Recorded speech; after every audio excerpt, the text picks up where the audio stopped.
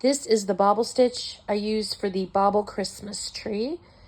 You start by yarning over, put the hook through the next stitch and pull up a loop, yarn over again, and drag your hook through the first 2 loops only on the hook so that you have 2 remaining loops on the hook.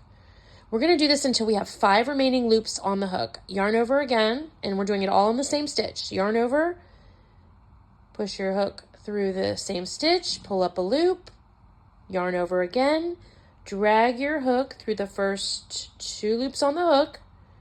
Now you have 3 remaining, and yarn over, put the hook through the same stitch, pull up a loop, yarn over again, and drag through the first 2 loops. We now have 4 remaining. Yarn over, put your hook through the same stitch, pull up a loop, yarn over again, drag your hook through the first 2 loops on the hook. Now you have 5 remaining loops on the hook. Some bobble stitches I have actually seen with 6 remaining. I don't know if there's more, I'm just my experience, and if that's the case, just do it one more time. Yarn over again a last time, tug up on your hook so that these are easier to manage, these loops are longer, and pull that through all 5 loops on the hook. Pull it a little snug and finish it by placing a slip stitch into the very next stitch and pulling that tight. Pulling it tight really makes your bobble stitch pop, and by pop, I mean when you push from the opposite side, all that work you did, you push, it starts to pop into a 3D puffy stitch, and you're going to wiggle it too to really get the most out of it, and that's what it looks like. It should be a 3D looking stitch. Hopefully you can see that.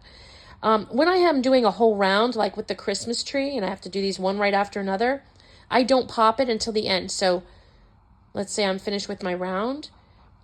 These are all my puff stitch. They look flat because I pop at the end. So, for example, and it's the fun part. Say I'm all finished. I will go through and I will wiggle and push and wiggle. Depending on your yarn type and your tension, it might take a little more work than this, but you will, again, push from the opposite side and wiggle, go down, and you can shape them a little. They sometimes get flat with your hand squishing them as you're working your way around. That's okay.